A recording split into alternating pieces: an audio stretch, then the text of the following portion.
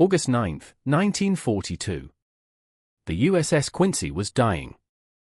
Commander Samuel Moore stood on the bridge, watching his heavy cruiser list violently to port. 20 minutes earlier, everything had been quiet, a routine patrol near Savo Island in the Solomon Islands. Now, fires raged across 3 decks. The ship's communications were dead. Half the crew was already gone. But Moore couldn't understand how. The Japanese cruisers that attacked them had been over 10 miles away when they opened fire. At that range, their torpedoes shouldn't have reached the Quincy for another 15 minutes, plenty of time to evade. Yet the first explosions came within 4 minutes. Impossibly fast. Impossibly accurate. Moore never got his answer. At 2:38 a.m., the USS Quincy rolled over and sank, taking 389 men with her, including Commander Moore himself. That same night, 3 more American cruisers went down in less than an hour. The Battle of Savo Island became the worst defeat in U.S. Navy history. Over 1,000 American sailors died. For heavy cruisers, Quincy, Vincennes, Astoria, and the Australian HMAS Canberra, sent to the bottom. And the American commanders had no idea what had killed them. What they didn't know, what they had refused to believe, was that Japan possessed the most advanced torpedo in the world. A weapon so revolutionary that American Naval Intelligence had literally called its specifications impossible. This is the story of the Type 93 torpedo. The Japanese called it the Type 93 oxygen torpedo. The Allies would come to know it by a different name, the Long Lance. And by the time American forces finally understood what they were facing, it had already killed over 3,000 sailors and sent dozens of ships to the ocean floor. This is the story of arrogance, denial, and the deadliest torpedo of World War II. In 1940, 2 years before Savo Island, Commander Takeo Yoshikawa sat across from U.S. Naval Intelligence officers in Hawaii, his hands trembling slightly as he laid out technical drawings on the table.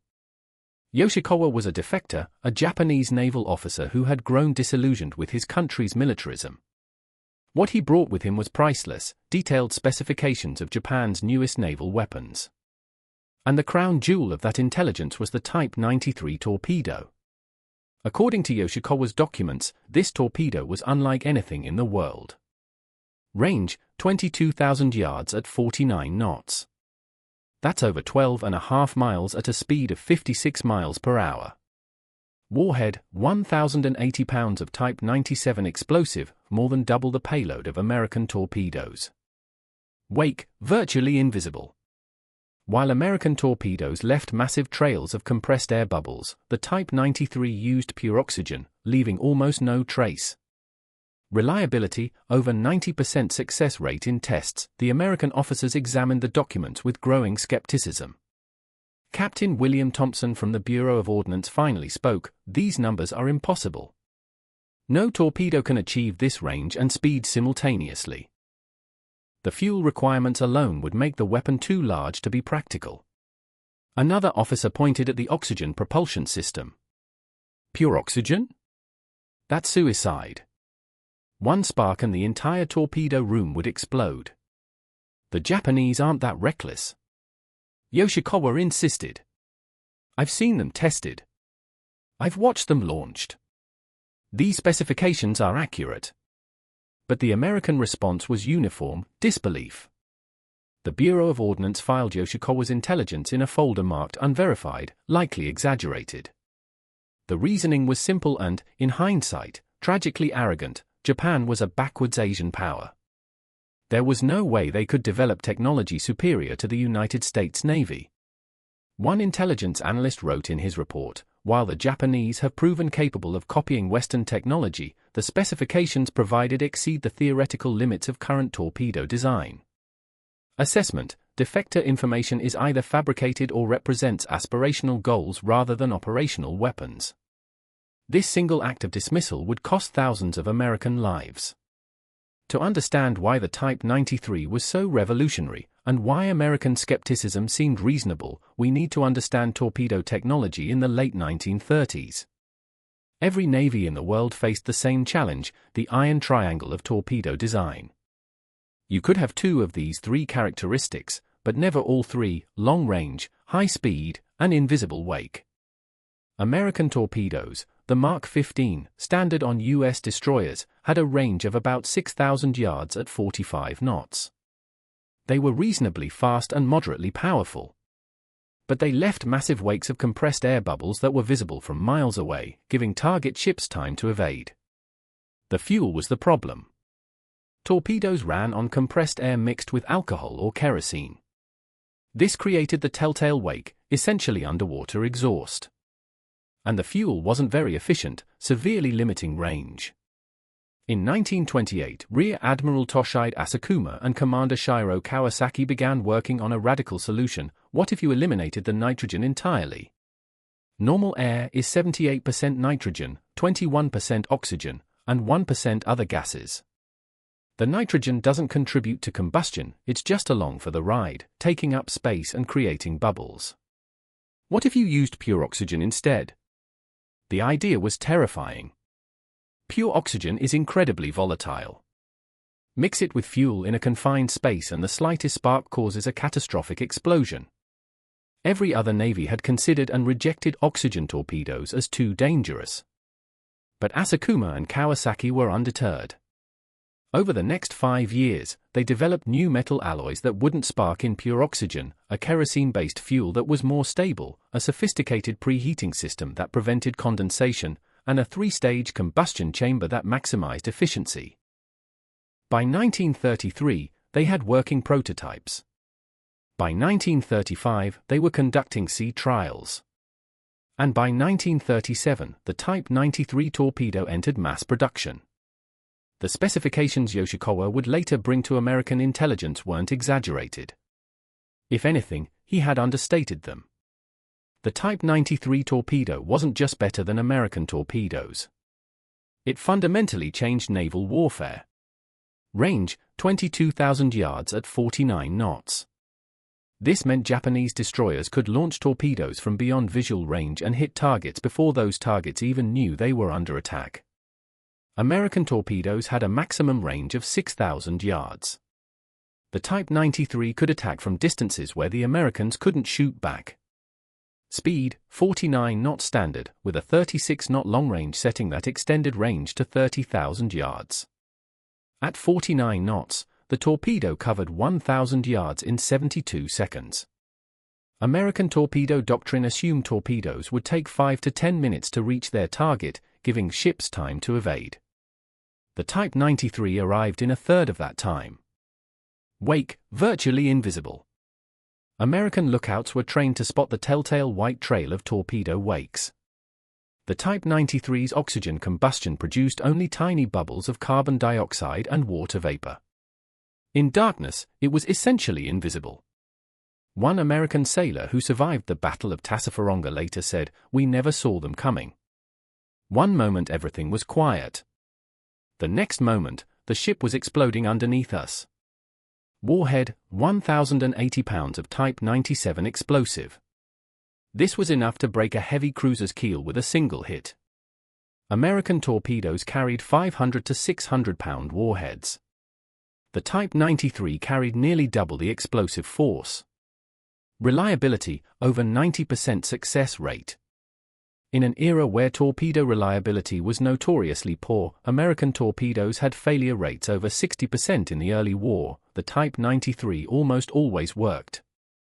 But here's what made it truly terrifying: Japanese destroyers carried 16 to 24 of these weapons. A single Japanese destroyer division, for ships, could put 64 to 96 long-lance torpedoes in the water in a single salvo. Each one traveling over 12 miles. Each one nearly invisible. Each one carrying enough explosive to sink a cruiser. American naval doctrine had nothing to counter this. Nothing even close. August 7, 1942.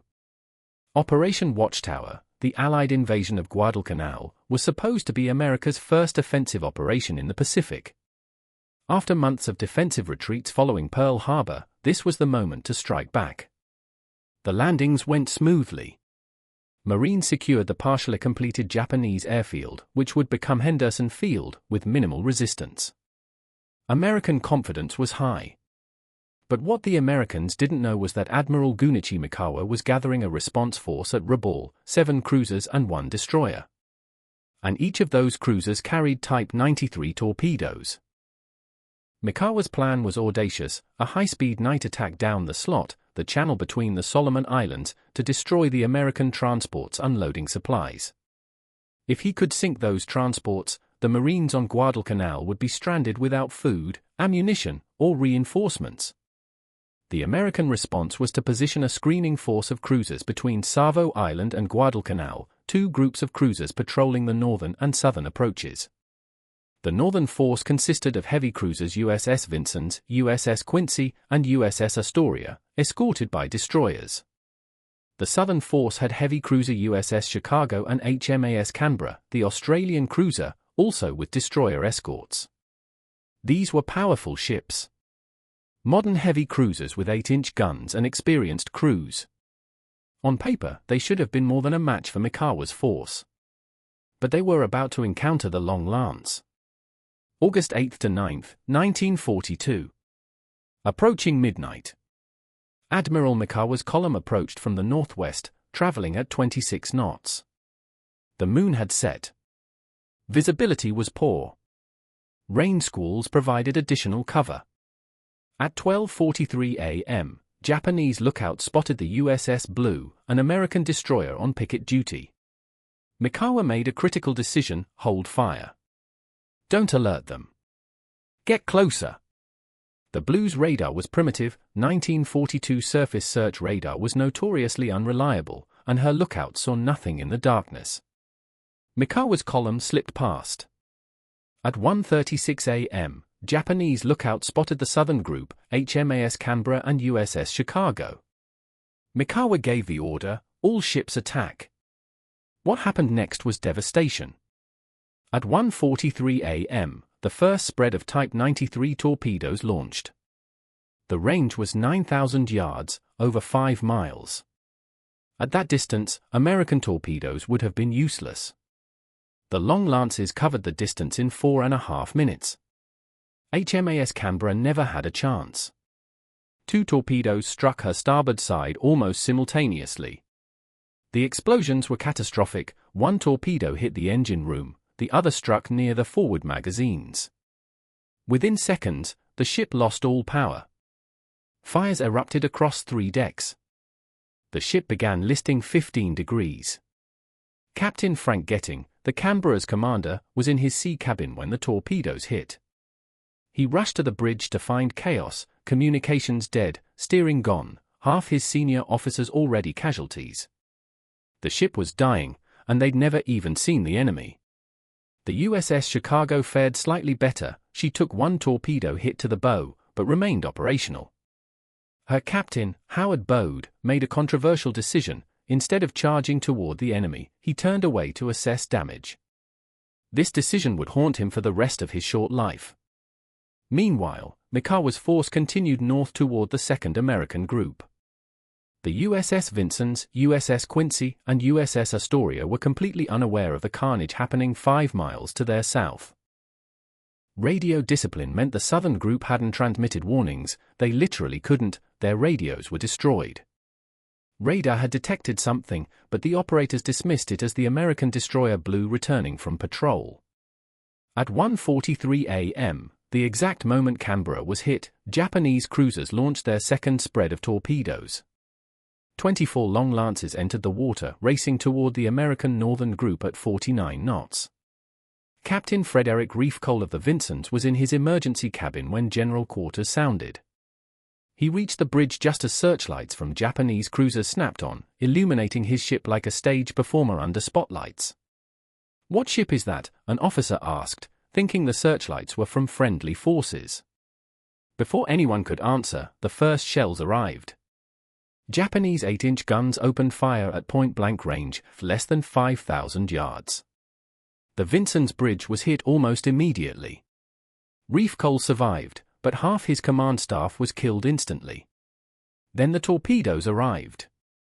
The USS Vincennes took at least 2 Long Lance hits on the port side.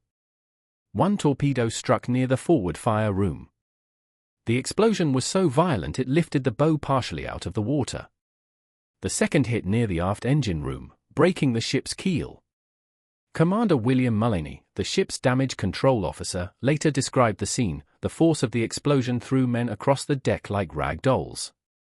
I saw a sailor literally thrown through a steel bulkhead. The ship shuddered like it had hit a reef, and I knew immediately we were finished. The USS Astoria suffered similarly. 3 long-lance torpedoes struck her amidships in rapid succession. The explosions were so close together that survivors said it sounded like one continuous blast. All power failed. Fires engulfed the superstructure. The ship's captain, William Greenman, was blown off his feet and suffered severe burns. But the USS Quincy, the Quincy had the worst fate of all. Captain Samuel Moore had reached the bridge just as Japanese searchlights illuminated his ship. He immediately ordered, "Fire at the searchlights. All guns."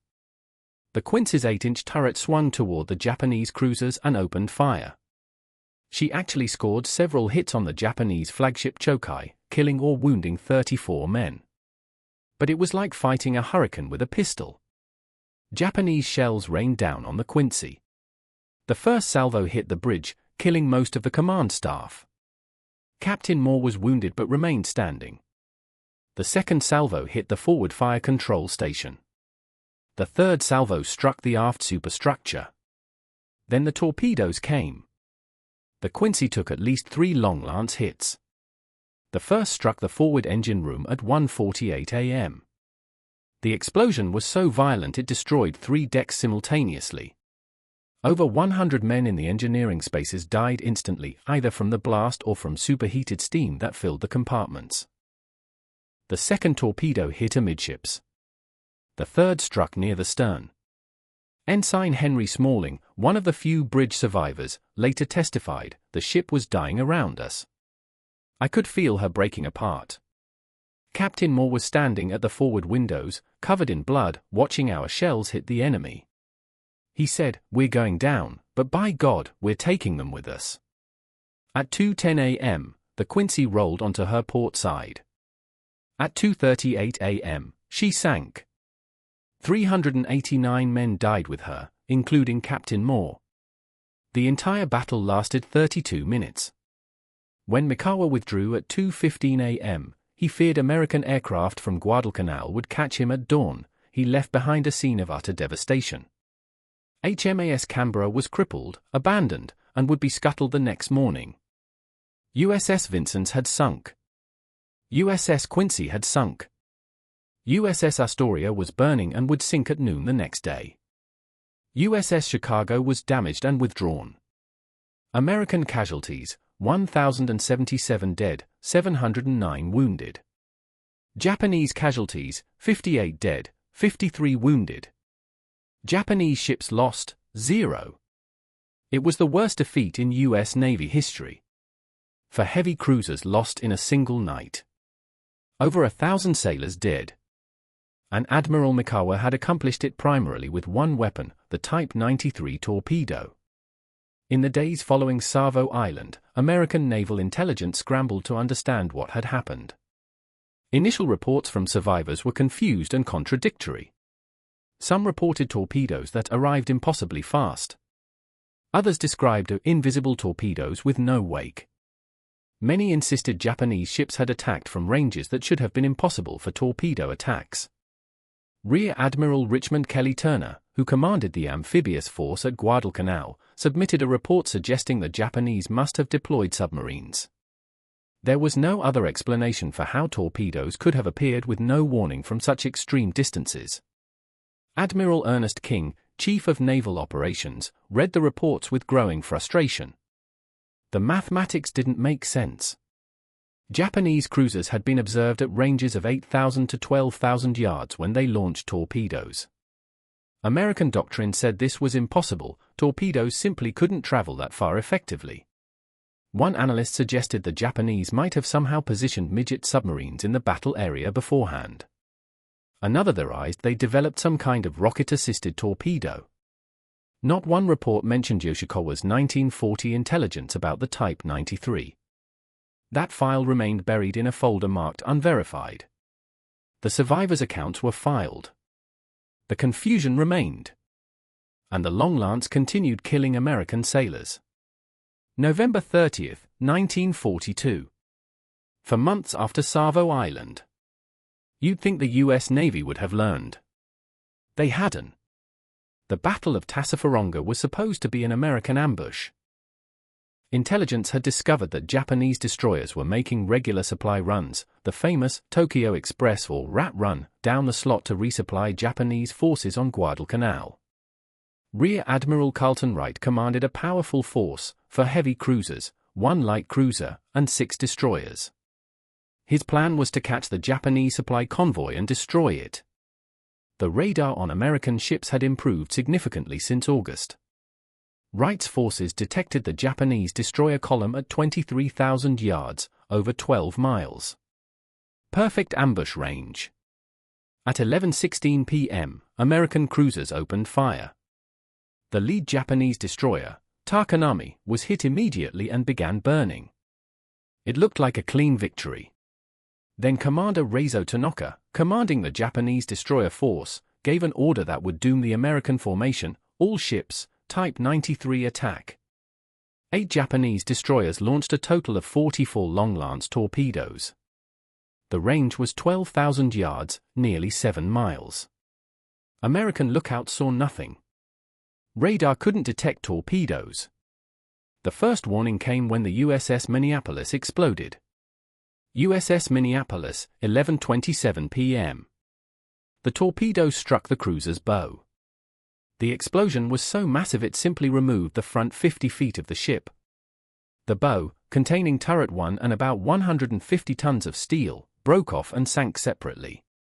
Lieutenant Commander Harry Fitzpatrick, the damage control officer, stared in disbelief. One moment we had a bow. The next moment we just didn't. I've never seen anything like it. The torpedo hadn't just damaged the bow, it had deleted it. The Minneapolis was out of the fight, struggling to stay afloat. USS New Orleans, 11:28 p.m., 1 minute later. Another Long Lance struck the New Orleans bow. This explosion was even worse, it detonated the forward magazines. The resulting blast tore off the entire bow section, everything forward of turret 2. That's approximately 150 feet of the ship and 300 tons of steel, simply gone. Captain Clifford Roper watched the bow section, completely severed, float away into the darkness, still on fire.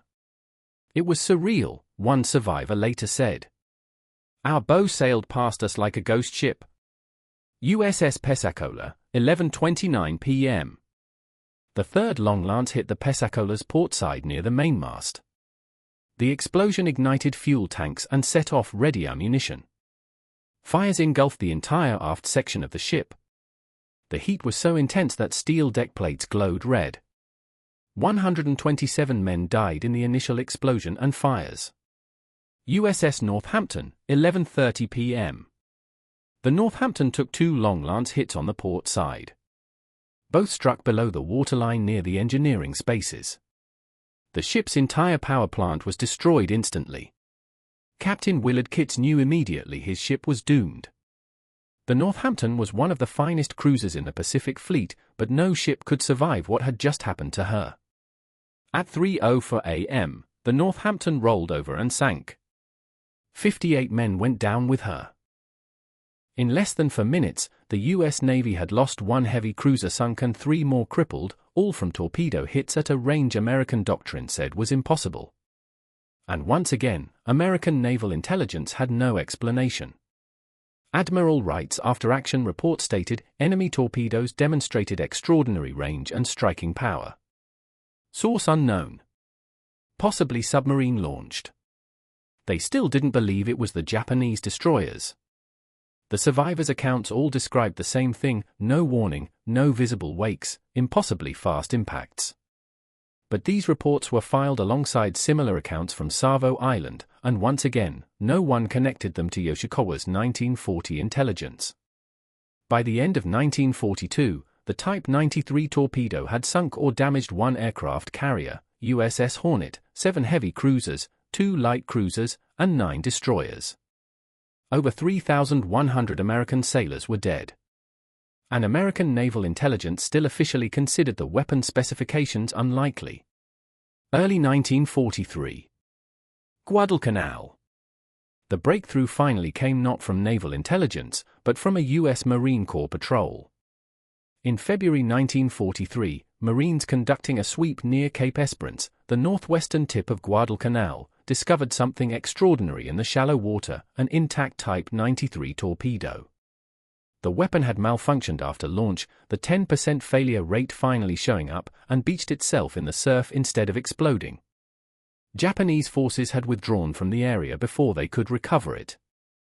Lieutenant Colonel Evans Carlson, commanding the Marine Patrol, recognized immediately that this was significant. He had his men carefully extract the torpedo and transport it to the naval base at Tulagi. When Naval Ordnance experts examined it, they were stunned. The torpedo was 29.5 feet long and weighed 5,952 pounds. By comparison, the American Mark 15 torpedo was 24 feet long and weighed 3,841 pounds. The warhead contained 1,080 pounds of Type 97 explosive. American torpedoes carried 600 pounds. This thing had nearly double the payload. The fuel system used pure oxygen. One engineer later wrote in his report, "Initial assessment, this is impossible. Japanese metallurgy should not be capable of creating components that can handle pure oxygen safely. Yet here it is, in our hands, clearly functional." When they measured the fuel capacity and calculated range, the numbers were shocking at approximately 22,000 yards at high speed, potentially over 30,000 yards at lower speeds. Lieutenant Commander John Williamson, who led the technical assessment, sent an urgent message to Pearl Harbor, request immediate review of defector intelligence Japanese oxygen torpedoes from 1940. Specifications appear accurate. Repeat, specifications appear accurate. The response from Pearl Harbor was silence. Then, 3 days later, a classified message arrived, 1940 defector file located. Under review. Someone finally pulled Yoshikawa's file from where it had been sitting for 3 years. The specifications he'd provided in 1940 matched the captured torpedo exactly. Range, 22,000 yards at 49 knots. Check. Warhead, 1,080 pounds. Check. Fuel, pure oxygen. Check. Wake, nearly invisible. Check. Every single specification that the Bureau of Ordnance had dismissed as impossibles was sitting in front of them, proven. The Americans had known about the Long Lance since 1940. They'd simply refused to believe it. But even with the physical evidence, the institutional denial continued. In March 1943, the U.S. Navy issued its first official intelligence bulletin describing the Type 93. But the document was marked restricted, not secret or the top secret. This meant it wasn't widely distributed. More importantly, the bulletin downplayed the weapon's capabilities. The official range was listed as approximately 10,000 yards, less than half the actual range. The warhead was described as comparable to American torpedoes. Why the continued minimization? One naval historian, Dr. Richard Frank, suggests it was simple bureaucratic ego. Admitting they'd ignored the intelligence in 1940 would have meant admitting they'd gotten thousands of sailors killed through negligence. It was easier to continue downplaying the threat than to admit the mistake. It wasn't until March 1944, 2.5 years into the war, that an accurate intelligence bulletin about the Type 93 was widely distributed to the fleet. By then, the weapon had already done most of its damage. Now that we know the story, let's understand the engineering that made the Long Lance possible. The key innovation was using pure oxygen instead of compressed air. This solved multiple problems simultaneously. Increased range, oxygen-only combustion is much more efficient. You get more power from less fuel, dramatically increasing range. No nitrogen bubbles, nitrogen doesn't burn, it just gets heated and expelled, creating the visible wake. Pure oxygen combustion produces mostly CO2 and water vapor, which dissolve quickly in seawater. Higher energy density, without nitrogen taking up space, you could carry more fuel in the same volume. But pure oxygen is incredibly dangerous. Mix it with fuel and metal, and you have a bomb, not a torpedo. Japanese engineers solved this with several innovations. The combustion chamber and fuel lines were made from copper-based alloys that wouldn't spark in pure oxygen environments. Before launch, a kerosene heater warmed the oxygen to prevent condensation. Water droplets in pure oxygen can cause explosive reactions. The oxygen and kerosene mixed in 3 separate chambers, each burning at carefully controlled temperatures. This prevented runaway combustion that could destroy the torpedo. A sophisticated system of valves maintained constant pressure as the oxygen was consumed, ensuring consistent speed throughout the run. Even with oxygen fuel, you'd still get some wake. The Japanese minimized this through counter-rotating propellers, 2 propellers spinning in opposite directions that cancelled out most of the turbulence that creates surface disturbance. The torpedo ran at precisely calculated depths, usually 6 to 10 feet, where the pressure helped contain the small amount of exhaust gases.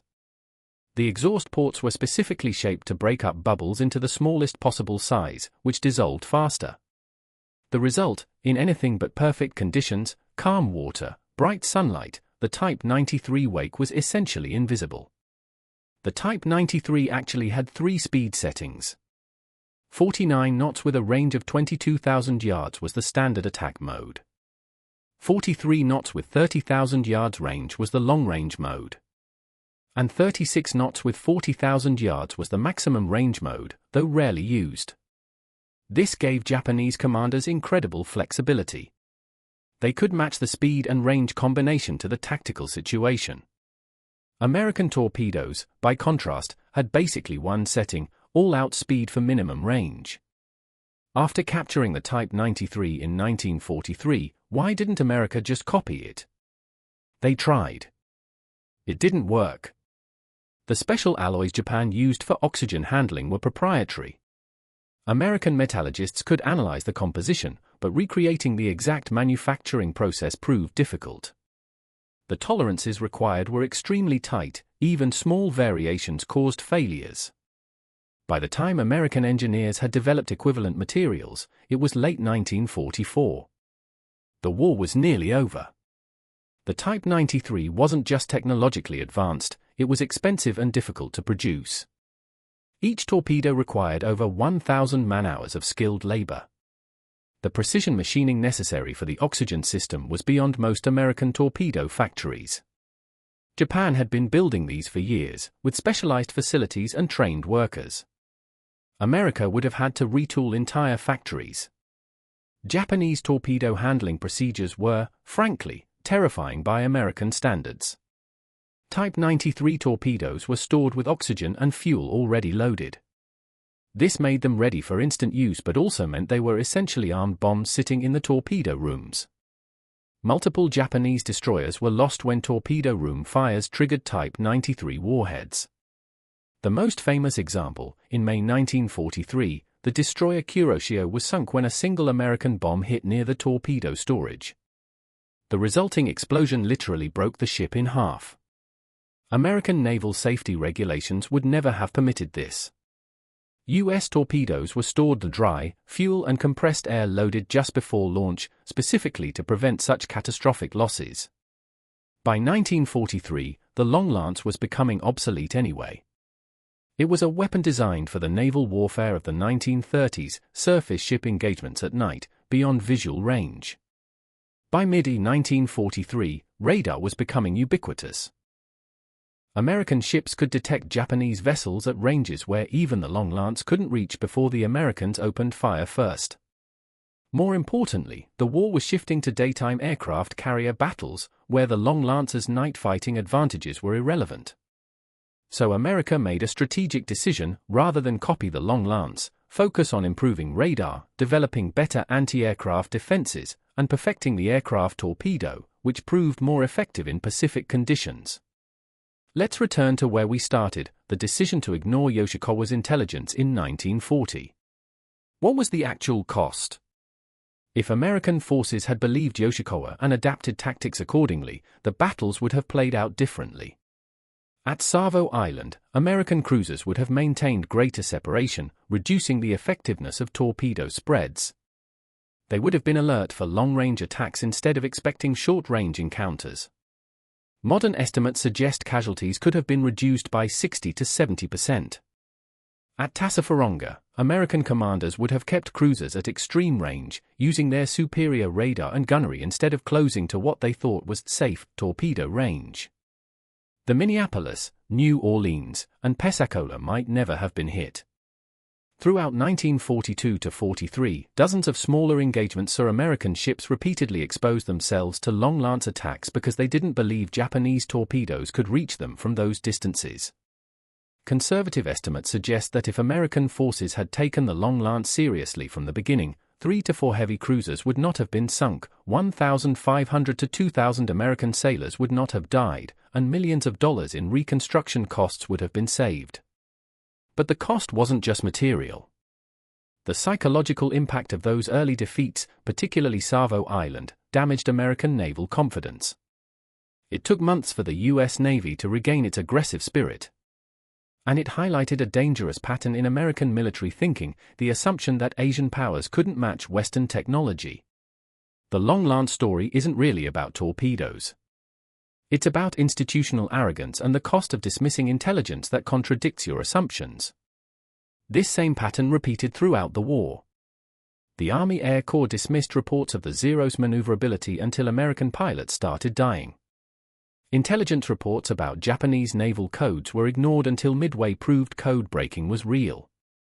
Technical assessments of Japanese aircraft were consistently wrong. Early reports claimed Japanese planes were inferior copies of Western designs. Why did this keep happening? Dr. John Dower, in his Pulitzer Prize-winning book War Without Mercy, identifies the core problem: racial prejudice embedded in American military culture. Consider these actual quotes from U.S. military assessments in the late 1930s and early 1940s. From a 1940 Army Air Corps intelligence report, Japanese pilots suffer from inherent poor eyesight and lack of mechanical aptitude. They cannot match American aviators in combat effectiveness. From a 1941 Bureau of Ordnance memo, Japanese industrial capacity is insufficient for mass production of advanced weapons systems. Their technology base relies heavily on Western imports and copied designs. From a Navy training manual distributed in 1940, the Japanese are excellent imitators but lack the creative capacity for original engineering breakthroughs. These weren't fringe opinions. These were official military assessments. When Yoshikawa presented specifications for a torpedo that exceeded American capabilities, it didn't just challenge technical assumptions, it challenged a deeply held belief that Western technology was inherently superior. Admiral William Halsey later admitted in his memoirs, "We looked down on the Japanese. We saw them as copycats who could build what we designed but never innovate." The Long Lance, and the Zero, and their naval codes, and a dozen other things, proved we were catastrophically wrong. But here's the truly troubling part: even after the evidence was undeniable, the dismissals continued. Remember that the first official intelligence bulletin in March 1943 still understated the Long Lance's capabilities. It listed the range as 10,000 yards when the actual range was 22,000 yards. Why? Because admitting the full truth would have required admitting that Japanese engineering had surpassed American capabilities, that intelligence had ignored critical warnings for 3 years, and that thousands of sailors had died because of institutional arrogance. It was easier to keep minimizing the threat than to face those uncomfortable facts. This pattern of downplaying after being proven wrong appears throughout military history. It's a defense mechanism: if we don't admit the full extent of the failure, maybe we can avoid accountability. So what happened to the Long Lance technology? When American engineers finally got unrestricted access to Japanese torpedo facilities in 1945 to 46, they conducted extensive studies. The technical reports from this period make fascinating reading. One engineer wrote, "The oxygen torpedo represents a masterpiece of precision engineering. The manufacturing tolerances required exceed those of most aircraft engines. We severely underestimated Japanese industrial capability." The U.S. Navy briefly experimented with oxygen torpedoes in the late 1940s but ultimately abandoned them. The safety concerns were simply too great for American naval culture. The Soviet Navy, however, was very interested. Between 1945 to 1950, Soviet engineers studied captured Type 93 torpedoes extensively. They reverse-engineered the oxygen system and developed their own versions. The result was a series of Soviet oxygen torpedoes that equipped submarines and surface ships through the 1990s. These weapons had ranges exceeding 30 miles and speeds over 50 knots. The most famous example of Soviet oxygen torpedo development, the Type 65 torpedo that sank the Russian submarine Kursk in 2000. That accident, caused by an oxygen torpedo exploding in its tube, vindicated American safety concerns from 60 years earlier. Today's torpedoes don't use oxygen fuel, they use electric motors powered by advanced batteries or even small turbines. But several design principles from the long lance remain relevant. Wake reduction technology pioneered by the Type 93 influenced modern torpedo design. Multi-speed capabilities are now standard on all advanced torpedoes. And the concept of long-range ship-launched torpedoes became a cornerstone of Cold War naval doctrine. In a strange way, the weapon the U.S. Navy refused to believe in 1940 shaped the naval warfare of the next 50 years. August 9, 1942. 2:38 a.m. Commander Samuel Moore went down with his ship, the USS Quincy, never knowing what had killed him. He died believing his ship had been defeated by superior Japanese gunnery and tactics, not understanding that the real killer had been launched from over 5 miles away, far beyond the range he thought was possible. In the water around him, 389 of his sailors were dying. In the darkness nearby, the Vincennes and Astoria were burning. Further south, the Canberra was already abandoned. Over 1,000 American sailors would die that night. Most of them never saw the weapons that killed them. Could those deaths have been prevented? Yes. If Yoshikawa's intelligence had been believed in 1940, the U.S. Navy could have adapted tactics, increased screening distances, and trained lookouts differently. Ships could have avoided closing to ranges where the long lance was most effective. But that would have required something difficult, admitting that an Asian power had developed technology superior to America's. And in 1940, that was simply unthinkable. The long lance sank or damaged over 30 Allied ships and killed more than 3,100 sailors. It remained in service until the end of the war. And the intelligence warning about it sat in a file marked unverified for 3 years. Modern military historians use the long lance as a case study in intelligence failure. It appears in textbooks at the Naval War College and is taught at officer training schools as an example of what happens when cultural assumptions override factual evidence. But perhaps the most fitting memorial comes from Admiral Chester Nimitz himself. In 1944, after the full extent of the Type 93's capabilities was finally acknowledged, he wrote in a classified memo, "We entered this war believing ourselves superior in all matters of naval technology. The long lance torpedo proved we were not. How many other assumptions are we making that will prove equally wrong? And how many more sailors will die before we learn to question those assumptions?" That question remains relevant today. In any conflict, the most dangerous weapon isn't the one you can see. It's the one you refuse to believe exists, even when the evidence is right in front of you. The Japanese called it the Type 93 oxygen torpedo. The Allies came to know it as the long lance. But its real name should be the weapon we refuse to believe in, until it killed thousands. Commander Takeo Yoshikawa, the defector who tried to warn the U.S. Navy in 1940, survived the war. He lived quietly in California until his death in 1993. In his later years, he was occasionally interviewed by military historians. When asked about his 1940 intelligence briefing being ignored, he would simply say, "I told them the truth. What they chose to do with it was their decision. But I think about those sailors at Savo Island sometimes. I knew what was going to kill them 3 years before it happened. And no one would listen." The file containing his original intelligence report is now housed at the National Archives. The folder still bears the original 1940 classification, unverified, likely exaggerated. Someone, at some point after the war, added a handwritten note in the margin, verified. Accurate. We should have listened. Too late for Commander Moore.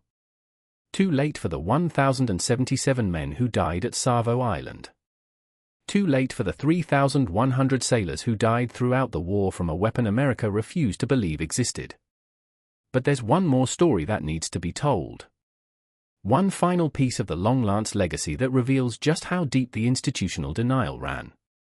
Captain Howard Bode, commander of the USS Chicago at Savo Island, survived the battle.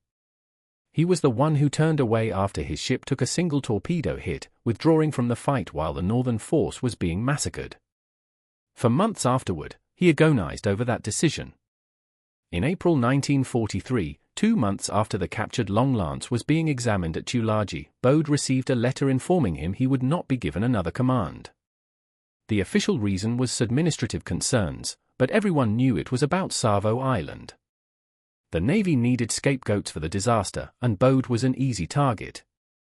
On April 19, 1943, Captain Howard Bode walked into his quarters at the Brooklyn Navy Yard, sat down at his desk, and wrote a short note. Then he drew his service pistol and shot himself in the head. His suicide note read simply, "I did the best I could with what I knew. I was told the Japanese couldn't reach us from that range. I was told their torpedoes were inferior to ours. I was told we had nothing to fear from their surface ships at night. Every single thing I was told was wrong. And now good men are dead, and I'm being blamed for believing what the Navy told me to believe." The note was classified immediately. It didn't surface until the 1980s, long after the institutional embarrassment had faded. Howard Bode wasn't a coward. He wasn't incompetent.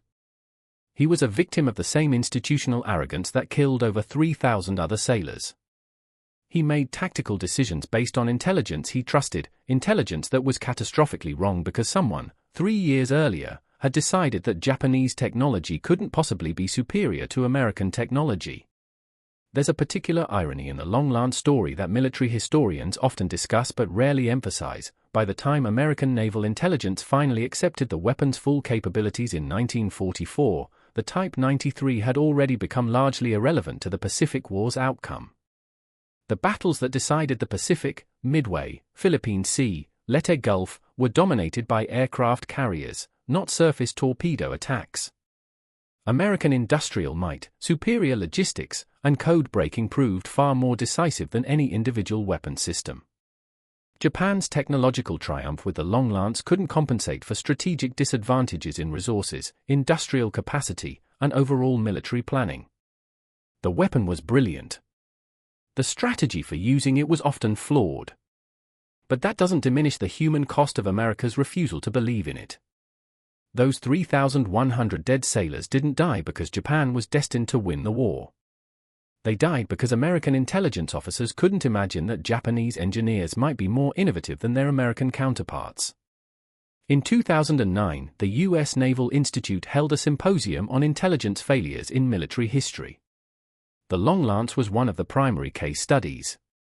Admiral Mike Mullen, then chairman of the Joint Chiefs of Staff, gave the keynote address. He said something that resonates beyond just the Long Lance story. The most dangerous sentence in military intelligence is, "The enemy would never do that." The second most dangerous sentence is, "The enemy couldn't possibly have that." Yoshikawa told us exactly what the Japanese had. We dismissed it not because the intelligence was poor, but because it contradicted our assumptions. How many times have we made that same mistake since 1940? How many times will we make it in the future? It's a question worth asking. Because the pattern didn't end with World War II. American intelligence underestimated the North Vietnamese commitment to prolonged warfare, assuming they'd break under bombing pressure because no agrarian society could withstand modern military technology. They were wrong. Intelligence assessments before the 1991 Gulf War assumed Iraqi forces were far more capable than they actually were, leading to conservative operational planning. This time, the error went in the opposite direction, but it was still based on assumptions rather than evidence. Before the 9th of November, the idea that a non-state actor could strike the American homeland was considered unlikely by many in the intelligence community. The evidence was there, but like Yoshikawa's torpedo specifications, it contradicted prevailing assumptions. The Long Lance teaches us that intelligence failure isn't always about lacking information. Sometimes it's about refusing to accept information that challenges our worldview. Yoshikawa provided detailed, accurate specifications in 1940. The information was perfect. The intelligence gathering was flawless. What failed was the willingness to believe. And that's the most troubling lesson of all. Because you can always improve your intelligence gathering capabilities. You can recruit better agents, intercept more communications, capture more documents. But if institutional bias prevents you from accepting what the intelligence tells you, all of that is worthless. The Bureau of Ordnance had every technical detail they needed about the Long Lance. They filed it as if impossible because accepting it would have required admitting that their assumptions about Japanese technical inferiority were wrong. How many other pieces of critical intelligence have been filed away as if impossible simply because they contradicted someone's comfortable assumptions? There's one final, deeply personal element to the Long Lance story that deserves mention. In 1987, the U.S. Navy sent a research vessel to Savo Island to conduct surveys of the shipwrecks. Using side-scan sonar and deep-water cameras, they located the USS Quincy in 2,600 feet of water. The footage is haunting. The ship lies on her port side, almost completely intact. The hull is surprisingly preserved in the cold, deep water. You can still see the damage from Japanese shells, huge jagged holes in the superstructure where the 8-inch rounds punched through. But the most striking images are of the torpedo damage. The Long Lance hits created massive ruptures in the hull, wounds so large that the submersible's cameras couldn't capture them in a single frame. One hole was over 40 feet across, the metal peeled back and twisted like aluminum foil. Commander Samuel Moore's body was never recovered. He's still down there, somewhere in what remains of the Quincy's bridge, 2,600 feet below the surface near Savo Island. The dive team included Captain David Trudeau, himself a surface warfare officer. In his report, he wrote, "Standing on the deck of our research vessel, looking at the sonar images of Quincy's wounds, I was struck by a sobering thought: these men died from a weapon we knew about. We had the intelligence. We had the warning. They died not from Japanese superiority, but from our arrogance. That makes their deaths even more tragic, and even more preventable." Every year on August 9th, a small ceremony is held at the Naval War College in Newport, Rhode Island. It's not an official Navy commemoration, it was started by retired officers and historians who wanted to ensure the lessons of Savo Island weren't forgotten. The ceremony is brief. They read the names of the 1,077 men who died that night. They display a copy of Yoshikawa's original 1940 intelligence report. And they place it next to the March 1944 intelligence bulletin that finally acknowledged the Long Lance's true capabilities. For years and 3,100 deaths between those two documents. The last part of the ceremony is a reading from Admiral Nimitz' 1944 memo, the one about questioning assumptions.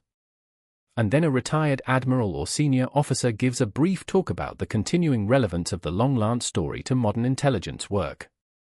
In 2019, the speaker was Rear Admiral John Kirby, a career intelligence officer. He concluded his remarks with this: "We honor these men not by building monuments, but by ensuring we never repeat their commanders' mistakes." Every time an intelligence officer dismisses a report because it seems impossible, they dishonor the memory of the sailors who died at Savo Island. Every time a senior leader says the enemy would never do that, they're repeating the exact error that killed Commander Moore and 388 of his men. The Long Lance should haunt us. Not as history, but as warning. In the decades after the war, several Japanese naval officers who had commanded destroyers equipped with Long Lance torpedoes were interviewed by American military historians. Their perspective offers an interesting counterpoint to the American story.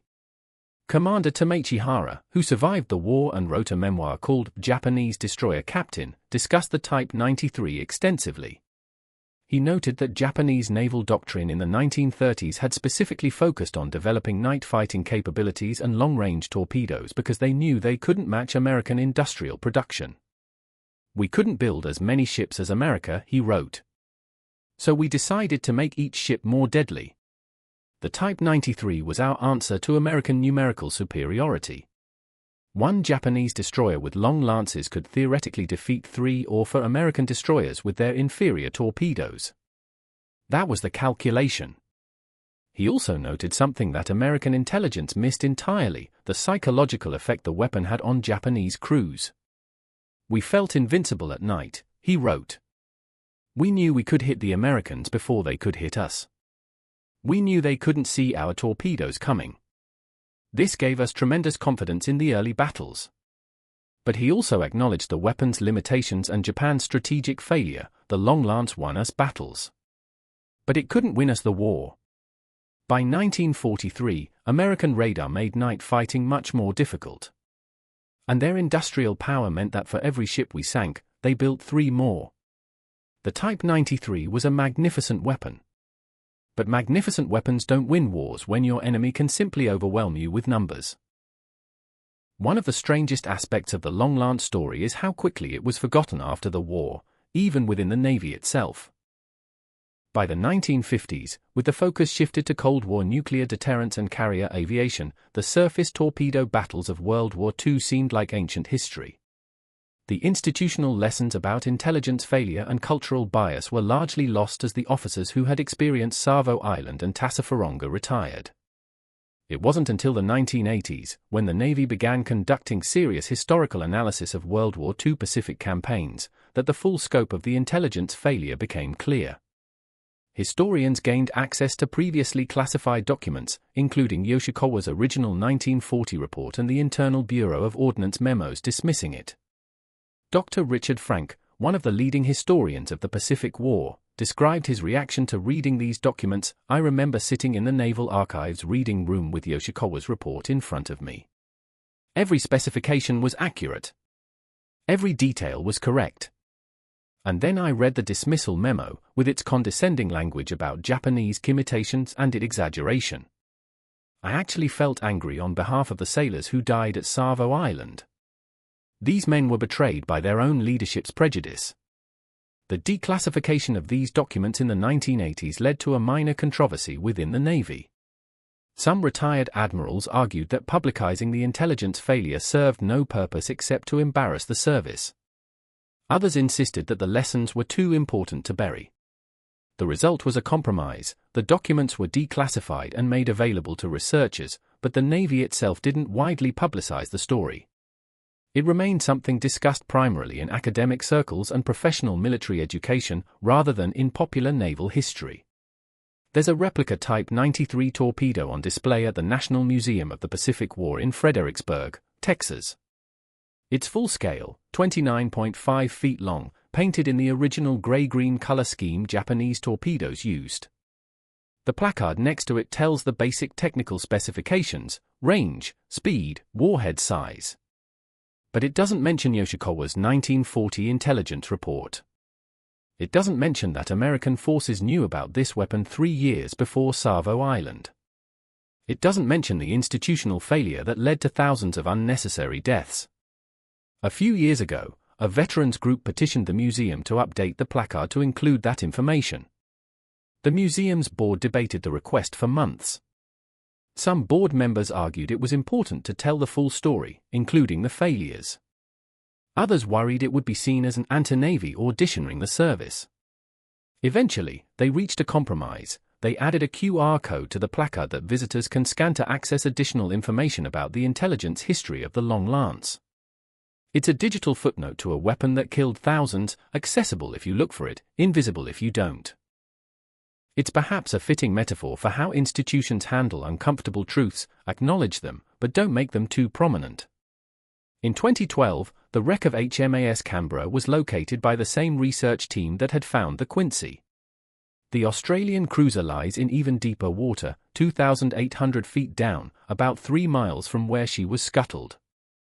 The Australian government sent a delegation to participate in a commemoration ceremony. Among them was the grandson of Captain Frank Getting, the Canberra's commander who died when his ship was hit. John Getting, the grandson, was 67 years old and had spent his career as a naval historian. He'd made studying the Battle of Savo Island something of a personal mission, trying to understand exactly what had happened to his grandfather's ship. During the ceremony, he gave a short speech. "My grandfather died never knowing what killed his ship." The after-action reports say his last words on the bridge were, "Where are they? Where are the Japanese?" He couldn't understand how torpedoes had reached Canberra from ships so far away. He died confused, probably thinking he'd made some terrible tactical error. But he hadn't. He'd done everything right according to what intelligence had told him about Japanese capabilities. The failure wasn't his. It was in Washington and Pearl Harbor, where officers decided that Japanese technology couldn't possibly match their own assumptions.